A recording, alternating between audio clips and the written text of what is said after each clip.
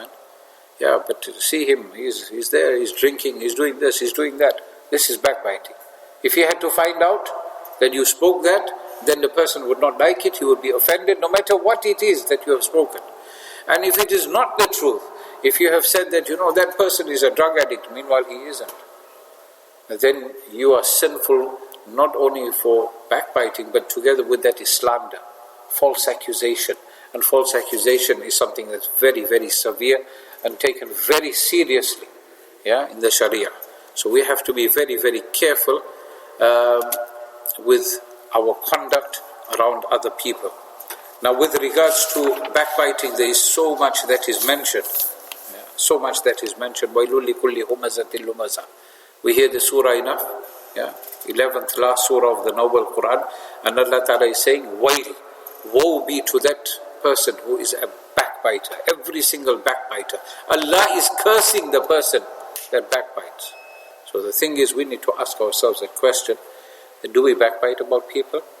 And then if we've got problems in our life, then possibility that backbiting that we are committing is the reason for our own downfall. May Allah Ta'ala protect us, inshallah, and save us from this. It is mentioned regarding Sayyidina Ma'mun, radiallahu ta'ala anhu, that he sees a dream. And in this dream, he sees the dead body of an Abyssinian slave. He sees the dead body of an Abyssinian slave, and someone calls out to him in his dream and says, eat this. So in his dream, he says, why should I eat this? So the person that was calling out to him says that because you were backbiting. Sayyidina Ma'mun is told that you were backbiting. Sayyidina Ma'mun replies to this person, I did not backbite. He said, but you remember so-and-so incident, you were there, someone was backbiting about someone, you listened in on it, you didn't remove yourself, you didn't speak against it, which you should, that made you part and parcel of it. So you may come out of the masjid after performing salah. And I give this example because that's where one of the places where the guys end up doing it. I don't know about the sisters. Those days the aunties used to pick up the phone and dial one another. Maybe people do it other ways. Allah protect us all. But he says that because you did that, it was as if you were eating a corpse. And it is mentioned that to speak to someone and to bring out their faults publicly, then this is as if you are eating a living person. We would now do neither of the two. We would do neither of the two. You think to yourself, Allah forbid you ever come across such a situation where there's nothing to eat but the corpses that are laying around you. There has been incidents in the past where people have had to resort to that because there was no other food for survival, and people that were with them that had died, they were eating from there just to survive. And you think to yourself, I can't do such a thing. Nabi Kareem sallallahu ta'ala alayhi wa sallam addresses the Sahaba, and he is talking about his journey of Mi'raj. When he went to ascension from Masjid al-Aqsa, Subhanalladhi asra min al-Masjid al-Haram, from Masjid al-Haram ila Masjid al-Aqsa, and then from there Allah Ta'ala took him, the angel Jibreel alayhi salatu wasalam took him, and then they went all the way up, and they saw Anbiya alayhi salatu wasalam, and they went past Sidratul Muntaha, and he saw Jannah, and he saw hell, he saw Jahannam. And in Jahannam he says, I saw people whose nails were made of sharp copper, or made of copper. And they were sharp, and these people were ripping their faces and their chests.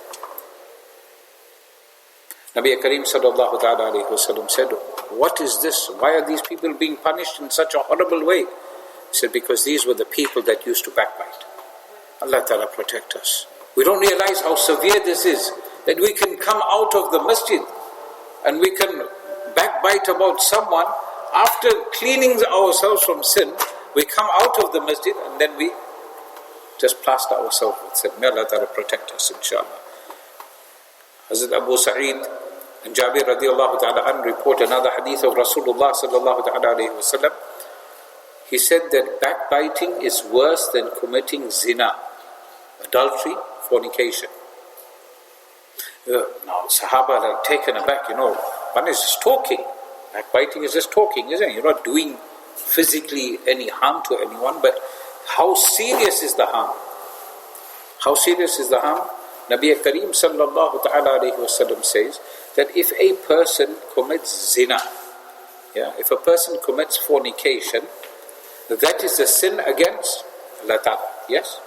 Now a sin committed against Allah Ta'ala, if you genuinely, sincerely repent after that, you make tawbah and you don't go back to that sin, and that is one of the signs that is given by our ulama, our scholars tell us, that after asking for forgiveness for a sin that you have committed, if you don't go back to it, this is one of the signs of acceptance of your forgiveness. So a person never goes back to sin, that zina ever again in their life. So there's ummeed and hope that that person has been forgiven. But backbiting, Allah won't forgive you. On the day of judgment, Allah may forgive you for missing all your salah, missing all your fast, not paying zakat, not going for this, not doing that, all your fara'id that were there. But the moment it comes to the rights of others, Allah will say, you want forgiveness? You go to that person, ask them for forgiveness. Now Allah Ta'ala tells us in the 17th juz of the Qur'an, إِنَّ زَلْزَلَةَ السَّاعَةِ شَيْءٌ عَظِيمٌ, that the zalzala, the tremors of the day of Qiyamah, of the final day, of the final hour, is going to be very, very severe. يَوْمَ تَرَوْنَهَا تَذْهَلُ كُلُّ مُرْضِعَةٍ أَمَّا أَرْضَعَتْ وَتَضَعُ كُلُّ ذَاتِ حَمْلٍ حَمْلَهَا وَتَرَى النَّاسَ سُكَارَى وَمَا هُمْ بِسُكَارَى وَلَكِنَّ عَذَابَ اللَّهِ شَدِيدٌ. Allah Ta'ala says in the Noble Qur'an that you will look at people, a mother who is suckling her child or who is pregnant will abort. The mother will drop her child. Parents will run from their children. Children will run from their parents. Why? Because it's going to be a halat of nafsi, nafsi. Hatta ke even the Anbiya alayhimus salatu wassalam will all say, nafsi, nafsi, leave me alone. I've got to worry about how my Allah is going to deal with me. Only person who's going to say ummati, ummati is going to be our Master sallallahu ta'ala alayhi wa sallam. But even then, if you have backbited against anyone, you will have to go to that person, and the scenarios are explained in the hadith. And our scholars explain to us that what will happen, that you will go there to so-and-so person and say, "Bhai, you know what, I spoke evil about you. Please forgive me." You say, "No, forget it, I'm not forgiving you." Okay, you want forgiveness? Give me some of your good deeds. You start giving out your good deeds. Because you backbited here, backbited there, stole something from someone, usurped the rights of someone else, so your good deeds are going. Come back to Allah Ta'ala. No, you still got a whole lot of people to get forgiveness from. Go back, come back to me when you finish. Now you go back to these people say, "Well, give me your good deeds." I haven't got any good deeds. Fine, take my bad deeds. So a person has performed salah for 30, 40, 50, 60 years of their life. Every year they were going for Umrah or Hajj. Every year they were fasting Ramadan. Every year they were giving zakat. Every year they were reading Qur'an. Every year they were making dhikr. Every year giving nafal sadaqat. But all of that is completely destroyed. Why? Just because of taking the rights of other people. And it is mentioned that when you don't have any good deeds, then the sins of other people will start coming onto you till you are left with nothing but a mountain of sins. May Allah Ta'ala protect us. What a horrifying moment that must be. That you are in front of Allah Ta'ala thinking, I'm going to go to Jannah because I was a follower of Nabi Sallallahu Alaihi Wasallam. I was a Muslim, I did this, I did that. Don't become complacent. Do not become complacent. Don't look for the faults in other people. We need to start looking for the good in other people, and we will find that it will be beneficial for all of us. Allah Ta'ala will not forgive us until we have got forgiveness. Now what do? Someone will say, "But you know what, in my days I've made a lot of ghibah, backbited about a lot of people." Then you ask them, would you rather go to Jahannam or have some embarrassment in this dunya? Say, "Bhai, you know what, I spoke bad about you." Or if I have spoken bad about you throughout my life, and that's why Allah gives us opportune times. People like asking for mark, is 27th night, 23rd night, 25th night, 29th night is Laylatul Qadr. We don't know it's Laylatul Qadr. Please don't send those messages. We don't know it's Laylatul Qadr. Even Nabi sallallahu alayhi wa sallam didn't know. So don't say tonight is Laylatul Qadr, so please forgive me. Say tonight is one of the odd nights. If I have said anything in your presence, in your absence, then please forgive me. And mean it genuinely. Try and keep on doing it until you get a genuine forgiveness. Keep on trying, and hopefully inshallah we can go to our qabr inshallah scot-free. In the sense that we are free from sins against mankind, and the only ones we have is between us and Allah. And there we hope for the grace and mercy of Allah Rabbul Izzati wal Jalal, that Allah subhanahu wa ta'ala grants us complete forgiveness.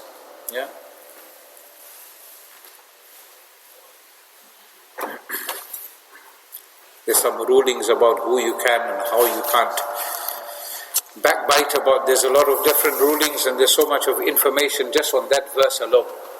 That we could spend a few hours just discussing those things. May Allah Ta'ala protect us. But very, very important. We need to make sure أَيُحِبُّ أَحَدُكُمْ أَن يَأْكُلَ لَحْمَ أَخِيهِ مَيْتًا. If you had, for those of us that have brothers, imagine for a split second your brother is dead. They have passed away. How much love we show our mayyits, our marhumin? That when the people are picking up, hey, hold it steady, don't shake around too much, be careful how you're holding. Now imagine taking that same marhum brother of yours, or a family member of yours, they are dead, and you get a knife and a fork and you cut them up and you start eating. We can't even imagine doing such a horrible thing. Every time you want to make ghibat, or you are there where someone is talking ill about anyone, and remember, if it's the truth, not some stories, not made up stuff, someone is speaking the truth about someone else, then make sure you stop them. Tell them, you know what, brothers, what we are doing here, or sisters, what we are doing here is we are actually eating the dead flesh of our brothers and sisters. No, until such time that we don't have the courage to start speaking to one another with that level of affection, then we have to worry that are we the mu'mineen and mu'minat that Allah Ta'ala mentions in the 10th para, يَأْمُرُونَ بِالْمَعْرُوفِ وَالْمُؤْمِنُونَ وَالْمُؤْمِنَاتِ بَعْدُهُمْ أَوْلِيَاءُ بَعْدٍ. I mentioned it in my Jummah talk today. The believing men and believing women are like near and dear associates and friends of one another. They're allies of one another. What do? يَأْمُرُونَ بِالْمَعْرُوفِ, encourage the good. وَيَنْهَوْنَ عَنِ الْمُنْكَرِ, they forbid the evil. You see someone that is doing wrong, something haram, then you tell them, hey, this is haram, don't do it, avoid it. You rather do that and people will say things. But don't feel bad when people insult you. Our beloved Rasulullah sallallahu ta'ala alayhi wa sallam was given all kinds of names. He was mocked at, he was insulted, he was, pelted by the people. And their children, they threw rocks and stones at him that made his body bleed. Did he stay away from that? No, he didn't. So if we have love for Rasulullah sallallahu alayhi wa sallam, let us stand up for that which is right, inshallah.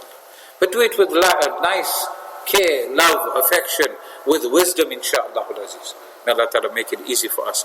Bismillahir Rahmanir Rahim. Alhamdulillahi Rabbil Alameen. Wa salatu wa salamu ala ashrafil anbiya'i wal mursaleen. Sayyidina wa nabiyyina Mawlana Muhammadin wa ala alihi wa ashabihi ajma'een. Ya Allah, most kind, most merciful. Ya Allah, this blessed hour, at this blessed time, just before iftar, on this blessed day of Jumu'ah, Ya Allah, we put our hands up to you. Ya Allah, whatever our needs are for this world, the qabr and akhirah, Ya Allah, fulfill all of them for us, Ya Allah. Ya Allah, if it is good for us, fulfill them for us, make it easy for us, Ya Allah. Ya Allah, grant us success in this world, the qabr and the akhirah, Ya Allah. Ya Allah, grant us each and every single sins forgiveness, Ya Allah. Ya Allah, grant us forgiveness for our major sins and minor sins, Ya Allah. Ya Allah, grant us forgiveness for those sins that we have done intentionally and unintentionally, Ya Allah. Ya Allah, any sin we have committed against you, Ya Allah, grant us forgiveness, Ya Allah. Ya Allah, those salah, those fast that we have missed, that zakat that we haven't discharged, Ya Allah, grant us the tawfiq and the ability to fulfill those, Ya Allah, before we die. Ya Allah, most kind, most merciful, Ya Allah, shower us with your mercy, with your grace and your blessings, Ya Allah. Ya Allah, these are the days of your forgiveness. Ya Allah, grant us complete forgiveness, Ya Allah. Ya Allah, we are knocking on your door, we beseech you, we beg from you, Ya Allah. Ya Allah, do not turn us away empty-handed, Ya Allah. Ya Allah, do not turn us away empty-handed, Ya Allah. Grant us full forgiveness, Ya Allah. Ya Allah, grant us full forgiveness, Ya Allah. Grant us the ability to be of those who are tawwab, Ya Allah, that turn to you fully and sincerely, Ya Allah. Ya Allah,